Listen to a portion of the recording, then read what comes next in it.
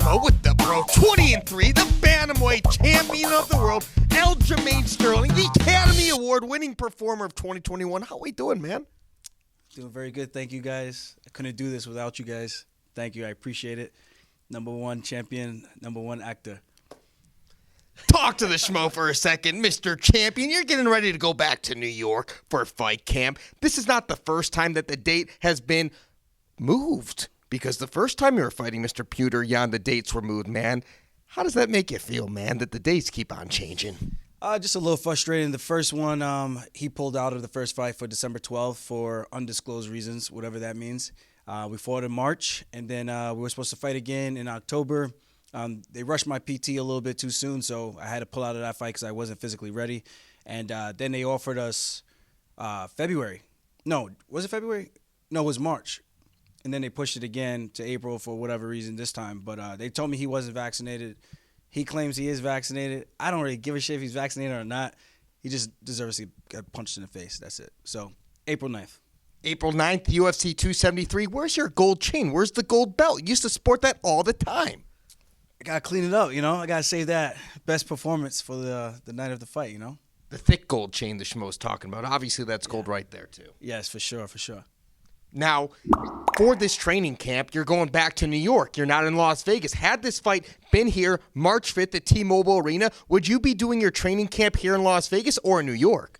I would have split it up same way, about half and half.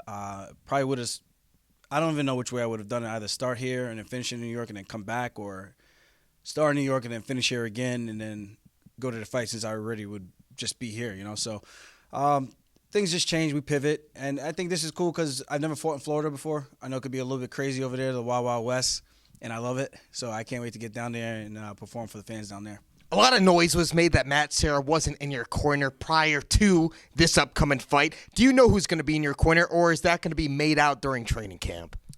Most of it will be made out during training camp. I think Florida is a lot more lenient when it comes to not having a quarantine in your hotel, so you can only train with those specific people.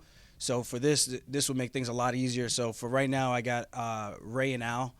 Those are my two definites, and the other two are up in the air. So we'll figure it out if Matt's going to be able to make it down. If not, we have other people that I work with all the time. So we'll figure it out in between the team and see which way we're going to go. How have you used the extra time between the time off and the matchup to your advantage for fighting this man again? Well, I've been training a lot of PT. They have these schools out here, these acting schools. I've been going to a lot of those. I've been putting in a lot of extra time. So you guys are going to see a much better award academy winning performance this time. And you guys are going to be shocked, man. Denzel really doesn't have anything on me. I'm telling you right now. Denzel, training day, John Q, nothing. You're the next man up. He's right there. Hollywood, baby. Call this man Aljamain Sterling. Now, also, when it comes to the winner of this matchup, who is the consensus #1 guy in line to fight for the title? Is it TJ Dillashaw, a guy who technically never lost a bantamweight strap when he obviously had to do the suspension? The next guy in line to me, could potentially be TJ fighting Jose Aldo. I think that would be a good one to make. If it's not going to happen that way, then I do think TJ maybe against Dominic Cruz, or just TJ could just be the next guy up. So either way, he's got a big name. I still think he's a little slimy little cheater no matter what. And I wouldn't be surprised if he's still trying to figure out a way to get around the testing protocols. People can say whatever they want, but if you want to cheat, if you got the resources to do it, you can do it.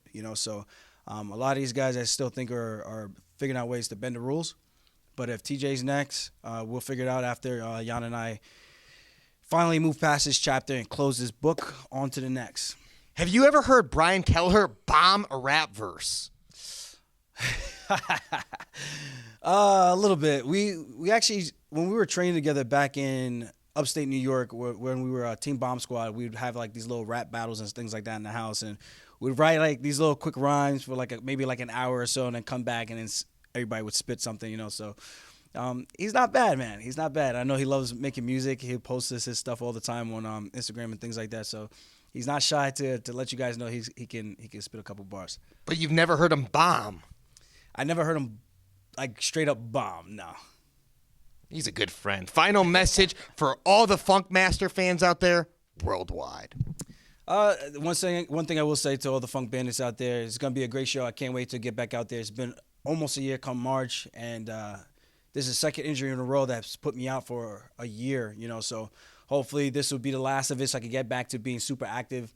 I do have tied for second most wins in UFC history at the Bantamweight division, I think with TJ Dillashaw or I think with the Uriah Faber, so that lets me know I've been on the right track, and I just can't wait to continue to add to that, so I just want to keep adding to the legacy, keep fighting these tough guys, and keep putting on good shows, so at the end of the day, I know this fight's gonna be one that you guys are gonna definitely remember April 9th. It also helps that you have the Machine, the number 6 ranked bantamweight in the world, Merab Dillashaw, as your training partner. Oh, 100%. This guy's an animal. He's a machine for a reason, and I do think anyone who does train with him, after they're done for the first time, they're like, okay, I can see why they call you that. And I'm like, it's no joke why they call him that, So he's a good training partner to have, and we're both looking to do big things this year, 2022.